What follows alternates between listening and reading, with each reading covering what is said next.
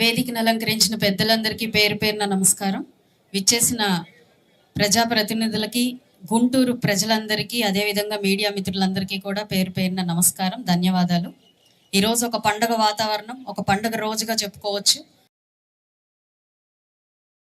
ఆకాంక్ష ఈరోజు శంకర్ విలాస్ ఓవర్ బ్రిడ్జ్ని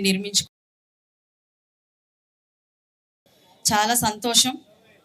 మరి ఈ బ్రిడ్జి యొక్క ఆవశ్యకత అందరికీ తెలిసిందే, ప్రజల యొక్క ఆకాంక్ష అందరికీ తెలిసిందే. ఈ బ్రిడ్జి రూపకల్పన కోసం మరి మంత్రివర్యులు చేస్తున్న వ్యయ ప్రయాసాలు కూడా అందరికీ తెలిసిందే.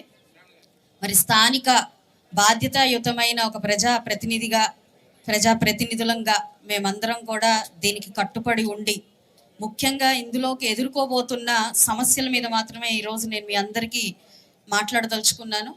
దీని అవసరాలు, దీని ఆకాంక్షలు అందరికీ తెలిసినవే కాబట్టి ఈ యొక్క డెవలప్మెంట్ ప్రాసెస్లో ఎదుర్కొనే ఒక సమస్యలు, నష్టాలు, పరిహారాలు ఇవన్నీ కూడా మేమన్నిటికీ బాధ్యత తీసుకుంటాము. రేపు రానున్న రోజుల్లో ఈ 24 నెలలు ఎదుర్కోబోతున్న ప్రజల సమస్యలు ఈ బ్రిడ్జ్ వల్ల మేమందరం కూడా నిత్యం పర్యవేక్షిస్తూ ఉంటాము. ఎక్కడా కూడా అసౌకర్యంగా లేకుండా మా అందరి ప్రయత్నాలు ఉంటాయి. ఈ ట్రాఫిక్ వల్ల ఎన్ని ఇబ్బందులు డెవలప్మెంట్ కోసం కాస్త పడే ఇబ్బందుల్ని మనందరం కూడా అర్థం చేసుకోవాలి.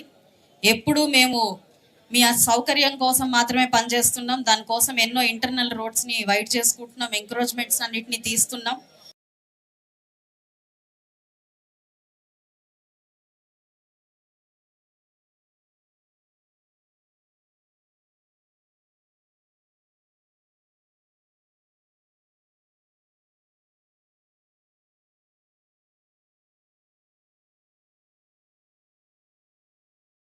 కలగకుండా ఈ యొక్క ట్రాఫిక్ ని మేము డైవర్ట్ చేస్తాము, ప్రజలకి ఇబ్బంది లేకుండా చేస్తాము.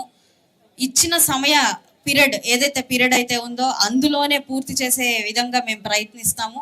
ఎక్కడా కూడా దీన్ని ఎక్సీడ్ అయ్యి ఇంకొంచెం మరింత అసౌకర్యానికి గురి చేసే ప్రయత్నం మాత్రం చెయ్యము. ఇవంతా కూడా బాధితయుతమైన మా యొక్క ప్రజాప్రతినిధుల యొక్క హామీగా ప్రజలందరికీ మేము ఇస్తున్నాము. కాబట్టి అందరూ దీనికి సహకరించాలని కోరుకుంటున్నాను. అత్యంత త్వరితగతిన పూర్తి చేసుకొని మరి మన ప్రియతమ నాయకులు చంద్రబాబు నాయుడు గారితో దీన్ని ఓపెన్ చేసుకోవాలి అని చెప్పి ఆకాంక్షిస్తూ ఆనందిస్తూ ఉన్నాము. ముఖ్యంగా మనకి ప్రత్యేకంగా కందుల దుర్గేష్ గారికి, అదేవిధంగా కేంద్ర మంత్రి పెమ్మసాని చంద్రశేఖర్ గారికి ప్రత్యేకమైన కృతజ్ఞతలు చెప్తూ సెలవు తీసుకుంటున్నాను. Thank you.